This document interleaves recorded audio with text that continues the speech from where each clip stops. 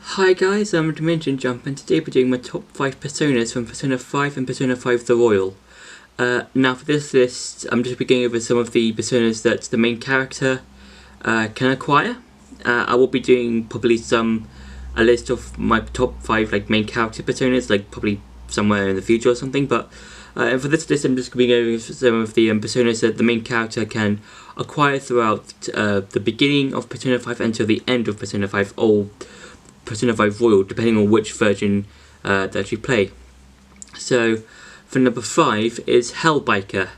And I quite like this persona mainly because it's basically a skeleton on a flaming motorbike.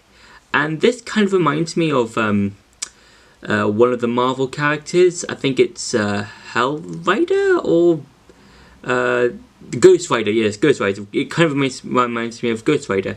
But that's where the similarities begin and end. It's basically Persona on a flaming bike, and I think it's one of the most cool looking skeleton Persona designs. It's just got a lot of cool stuff. It's got the clothes it's wearing is probably obviously suits Hellbiker the most, and I think it just has one of those cool looking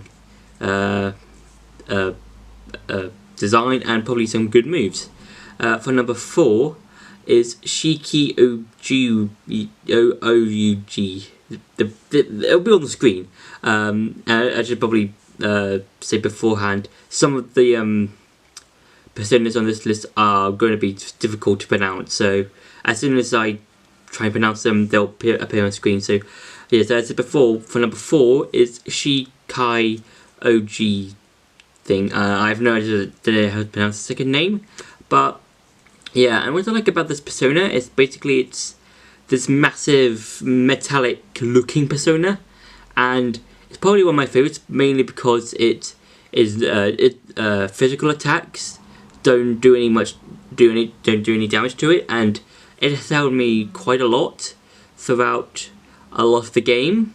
And I just like it how it's just there's just this big. It kind of feels almost robotic, but not too robotic. It's kind of halfway between metallic sort of to almost robotic. It's halfway between those two. For number 3, it's Melty. I've no idea to pronounce this one, but it's this one. Now, what I like about this one is basically it's kind of halfway between bug-like and human-like. So basically, this persona is basically it's got the body of a human, but it has kite-like wings, and it kind of resembles or reminds me of a bug, kind of like a bug, half human, half bug hybrid. And this is probably the most useful persona if you're fighting against powerful enemies. And I probably suggest you use it if you're fighting against Shido, mainly because it can drain some of its attacks and and stop him from hitting your weaknesses and stuff like that. And it's just a really cool design just because of how it looks. It's got that purpley golden type color, and it looks so cool, and it's just one of those few personas that kind of has different combinations. So in terms of its design. For number 2 is Thunderbird, and what I like about Thunderbird is basically just some of the moves you can learn and probably the design, because the design it's a bird-like. It's kind of a robot bird sort of, and some of the moves you can learn are basically electric type attacks and blessed type attacks. And I think it's probably quite useful if you're trying to get a lot of enemies knocked out straight away in the battle, because some of the moves you can learn can hit multiple opponents at once. And I think it's just just one of those super cool looking personas that just has a really cool design, cool moves, and really just cool everything about it. And for number 1, it's Kayak Sith. I've no idea to pronounce the his first name, but it's kind of it's because of the eye of where it's placed.